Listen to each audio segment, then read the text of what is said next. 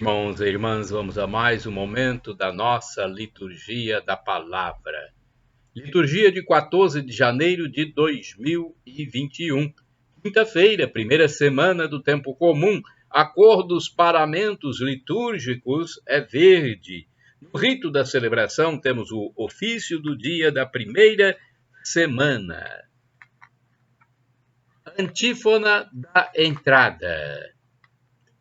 Ergamos os nossos olhos para aquele que tem o céu como trono. A multidão dos anjos o adora, cantando a uma só voz, eis aquele cujo poder é eterno. Oração do dia. Ó Deus, atendei como Pai as preces do vosso povo. Dai-nos a compreensão dos nossos deveres e a força de cumpri-los. Por nosso Senhor Jesus Cristo, vosso Filho, na unidade do Espírito Santo. Assim seja. Primeira leitura. Leitura da carta aos Hebreus, capítulo 3, versículos do 7 ao 14. Irmãos, escutai o que declara o Espírito Santo. Hoje, se ouvirdes a sua voz, não endureçais os vossos corações, como aconteceu na provocação, no dia da tentação no deserto, onde vossos pais me tentaram pondo-me à prova, embora vissem as minhas obras durante 40 anos. Por isso, me irritei com essa geração e afirmei sempre se enganam no coração e desconhecem os meus caminhos. Assim jurei na minha ira, não entrarão no meu repouso. Cuidai, irmãos, não se ache em algum de vós um coração desviado pela incredulidade, levando-o a afastar-se do Deus vivo. Antes, animai-vos uns aos outros, dia após dia, enquanto ainda se disser hoje, para que nenhum de vós se endureça pela sedução do pecado, pois nos tornamos companheiros de Cristo, contanto que mantenhamos firme até o fim a nossa confiança inicial. Palavra do Senhor, graças a Deus. Salmo responsorial é o Salmo 95, versículos do 6 ao 7, 8º ao 9, do 10º ao 11. O refrão é o 8º. Oxalá ouvisses hoje a sua voz, não fecheis os vossos corações. Repitamos, oxalá ouvisses hoje a sua voz, não fecheis os vossos corações. Vinde, adoremos e prostremo-nos por terra e ajoelhemos ante o Deus que nos criou, porque Ele é o nosso Deus, nosso pastor, e nós somos o seu povo e seu rebanho, as ovelhas que conduz com sua mão. Oxalá ouvisses hoje a sua voz, não fecheis os vossos corações. Oxalá ouvisseis hoje a sua voz, não fecheis os corações como em Meriba, como em Massa, no deserto, aquele dia em que outrora vossos pais me provocaram, apesar de terem visto as minhas obras. Oxalá ouvisses hoje a sua voz, não fecheis os vossos corações. 40 anos desgostou-me aquela raça, e eu disse, eis um povo transviado, seu coração não conheceu os meus caminhos. E por isso lhes jurei na minha ira, não entrarão no meu repouso prometido. Oxalá ouvisses hoje a sua voz, não fecheis os vossos corações. Repitamos, oxalá ouvisses hoje a sua voz, não fecheis os vossos corações.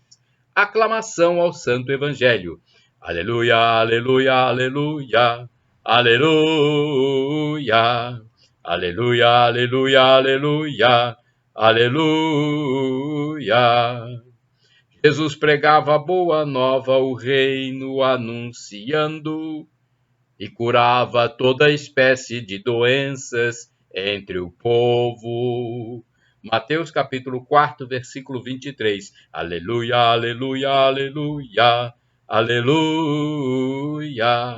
Aleluia, aleluia, aleluia, aleluia. Evangelho de Jesus Cristo, segundo São Marcos, capítulo 1, versículos do 40 ao 45. O Senhor esteja convosco, Ele está no meio de nós. Proclamação do Evangelho de Jesus Cristo, segundo São Marcos. Glória a vós, Senhor. Pelo sinal da Santa Cruz, livra-nos Deus nosso Senhor dos nossos inimigos.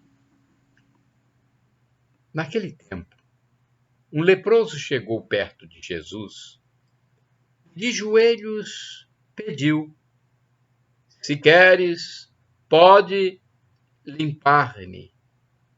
Jesus, cheio de compaixão, estendeu a mão, tocou nele e disse: eu quero, fique curado.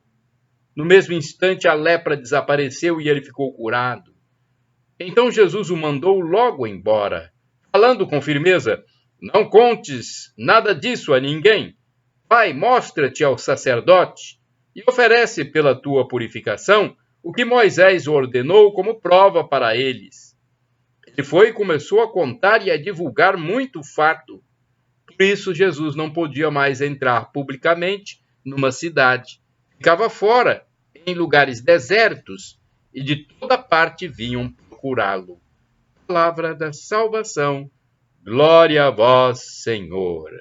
Vamos à liturgia comentada. É uma interpretação do Evangelho que é passada pelo líder da comunidade católica Nova Aliança, Antônio Carlos Santini. E-mail santini@novaalianca.com.br. Podes limpar-me. Marcos, capítulo 1, versículos de 40 a 45. Como sempre foi ao longo dos séculos, era terrível a situação dos leprosos nos tempos de Jesus. Comenta a Bíblia de Navarra. Na lepra, via-se um castigo de Deus, conforme Números 12, versículos de 10 a 15. O desaparecimento dessa doença era considerado como uma das bênçãos da época messiânica. Isso está em Isaías 35, versículo 8, Mateus 11, versículo 5, Lucas 7, versículo 22. Ao doente de lepra, pelo caráter contagioso dessa doença, a lei tinha-o declarado impuro e transmissor de impureza àquelas pessoas que tocava ou àqueles lugares em que entrava. Por isso tinha de viver isolado, conforme está no livro de Números, capítulo 5, versículo 2, capítulo 12, versículos 14 e seguintes. Por isso, então, tem que ficar isolado e mostrar, um conjunto de sinais externos, a sua condição de leproso. Dizia até que tocava uma sineta para mostrar que eles eram leprosos. Mas existe uma lepra ainda pior. A ruína e a degeneração que o pecado produz em nós superam de longe as deformações da lepra. Afinal, no sacramento do batismo, nós fomos configurados com Cristo, lavados da culpa original, recebendo a face do Filho e a habitação do Espírito Santo. Veja bem, pelo sacramento do batismo, nós fomos configurados com Cristo, lavados da culpa original, recebendo a face do Filho e a habitação do Espírito Santo. Quando optamos pelo pecado, desfiguramos essa imagem, imaculamos o templo de Deus em nós. Todo pecado é lepra. Rói, deforma, corrói. É isso mesmo, rói, deforma, corrói, desfigura o pecador. Pense na avareza. Leva o médico a fazer da medicina apenas um meio de ganhar dinheiro. Veja como o pobre não merece sua atenção?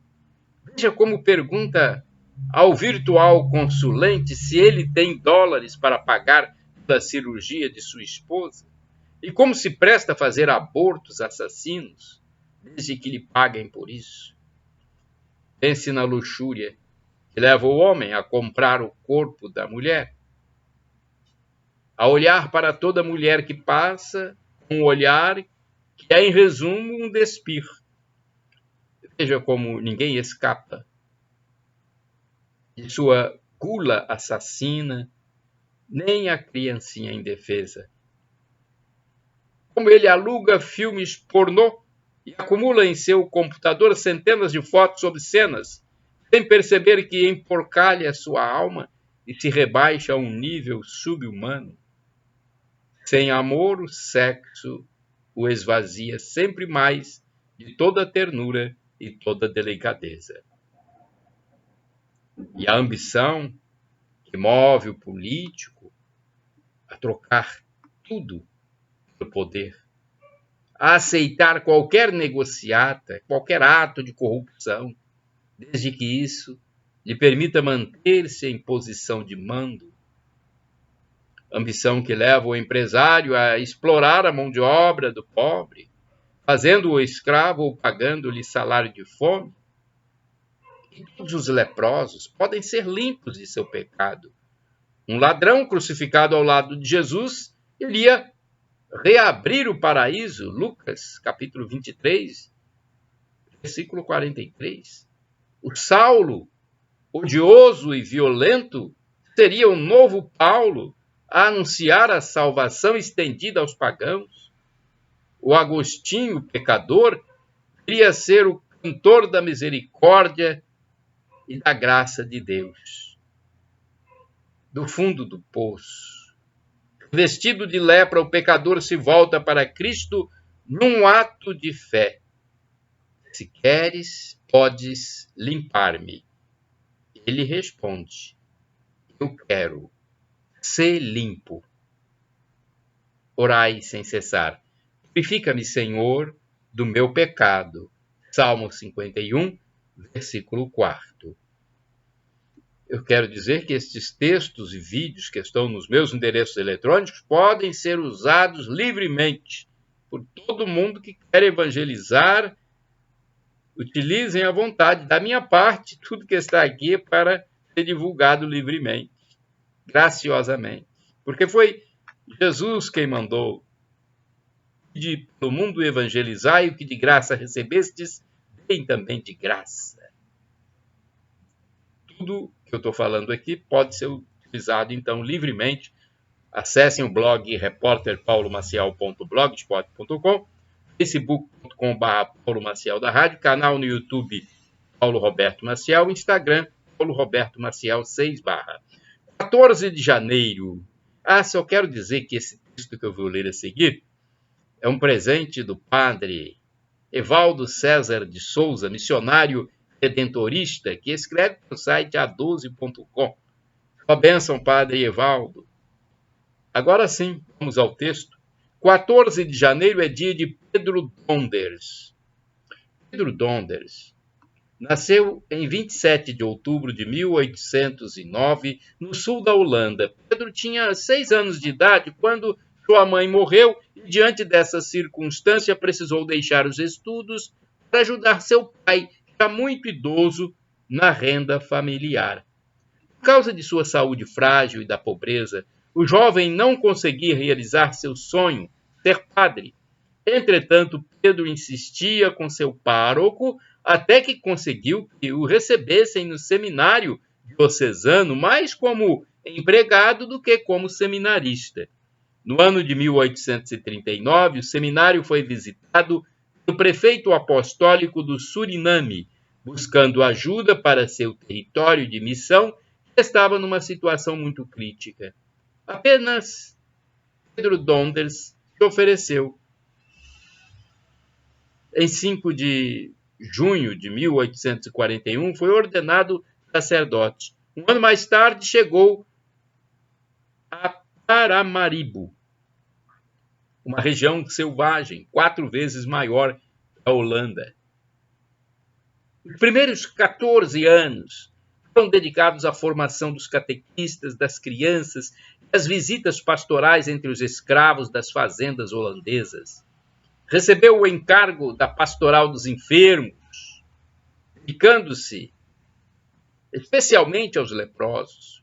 Foi um homem corajoso, aliviando as dores dos doentes terminais, sem nunca reclamar do apostolado. Em 1865, chegaram os missionários redentoristas no Suriname, com a missão de continuar os trabalhos de evangelização. Padre Pedro decidiu ficar e pediu seu ingresso na congregação do Santíssimo Redentor, professando os votos em 1867. No dia 14 de janeiro de 1887, morreu de uma grave enfermidade renal. Reflexão. Os missionários redentoristas têm muito carinho por Pedro Donders, pelo seu exemplo de vida, pela sua dedicação missionária. Ainda hoje existem missionários redentoristas no Suriname, inclusive um grupo de brasileiros que gastam seus dias pela redenção daquela gente mais sofrida. Oração, rezemos. Pai de amor e de bondade, que escolhestes ao longo dos tempos homens e mulheres para proclamar as maravilhas do vosso amor, servindo os pobres e abandonados, concedei-nos, pela intercessão do beato Pedro Donders, a paciência e a coragem de vos servir todos os dias da nossa vida. Por Cristo nosso Senhor. Amém. Shalom Adonai é uma expressão hebraica que significa a paz de Deus. El Shaddai, também do hebraico, significa Deus Todo-Poderoso, Deus do impossível. Peça e receberá. E do aramaico, eu clamo, vinde, Senhor Jesus. Maranatá, como dizem os católicos, ou Maranata, como dizem os protestantes ou evangélicos. Não importa. O significado é o mesmo. Vinde, Senhor Jesus. É a segunda volta dele. Esteja preparado, arrependa-se dos seus pecados, pratique as 3 virtudes teologais: fé, esperança e amor. Amor, caridade. E quando ele voltar, vai nos levar para a vida eterna, onde teremos felicidade em plenitude para sempre. Shalom.